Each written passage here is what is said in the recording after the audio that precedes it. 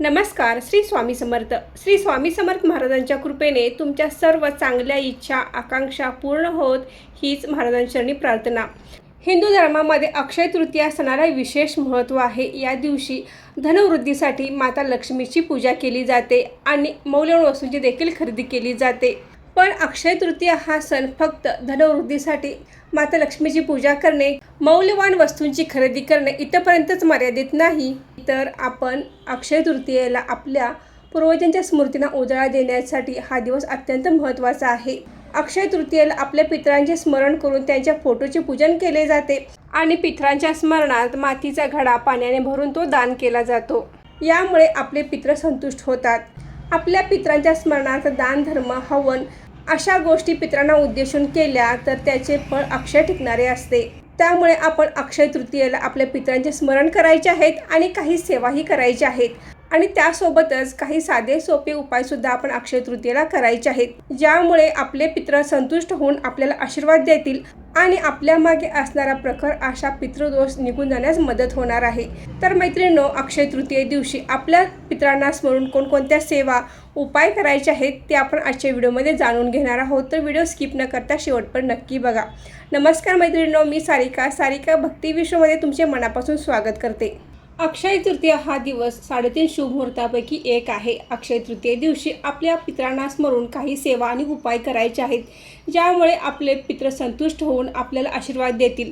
पितरांचा जर आपल्या मागे आशीर्वाद असेल तरच आपल्याला संसारामध्ये काही अडचण येणार नाहीत. आपण सुखात आणि आनंदात जीवन जगू.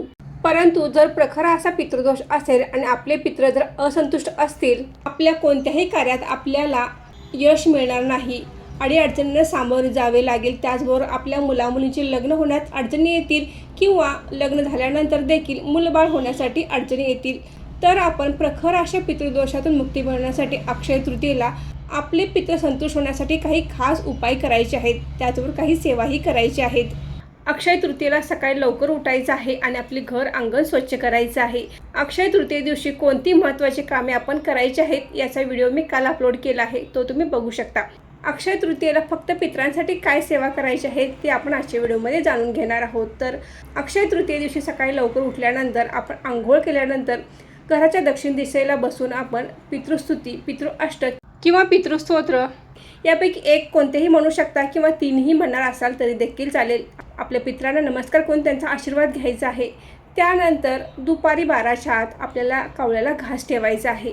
कावळ्यांना आपल्या पितरांचे दूध मानण्यात येते, तर आपण आपल्या पितरांच्या स्मरणात कावळ्याला नैवेद्य ठेवायचा आहे. जो तुम्ही पुरणपोळीचा नैवेद्य करणार आहे तो नैवेद्य आपण कावळ्यांसाठी ठेवायचा आहे. आता बऱ्याच जणांना असा प्रश्न पडेल की हा नैवेद्य तर आम्ही अक्षय तृतीयेनिमित्त करतो, हा नैवेद्य पितरांसाठी कसा ठेवायचा? जर तुमच्याकडे हा नैवेद्य ठेवला जात असेल तर तुम्ही पुरणपोळीचा नैवेद्य कावळ्यांसाठी ठेवू शकता. नसेल तर तुम्ही दही भाताचा घास कावळ्यांसाठी ठेवला तरी देखील चालेल. यामुळे आपले पितृ संतुष्ट होतात आणि आपल्याला अनेक आशीर्वाद देतात. बरेच जण सर्व काही करतात पण आपल्या पितरांना विसरून जातात. त्यामुळे प्रखर अशा पितृदोषाला सामोरे जावे लागते.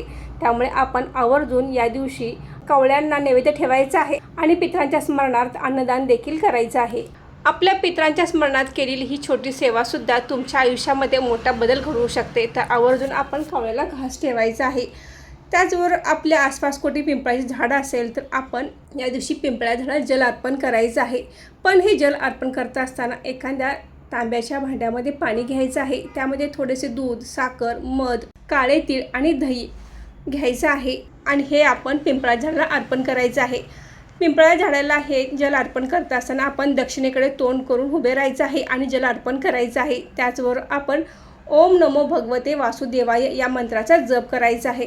हा जप तुम्ही 11 वेळा, 21 वेळा करू शकता किंवा 51 वेळा केला तरी देखील चालेल. पिंपळाच्या झाडामध्ये साक्षात भगवान विष्णूचा वास असतो. आपल्या पितरांच्या स्मरणात पिंपळ वृक्षाला अशा प्रकारे जल आपण अर्पण केले तर त्यानेही आपले पितृ संतुष्ट होतात आणि आपल्याला आशीर्वाद देतात.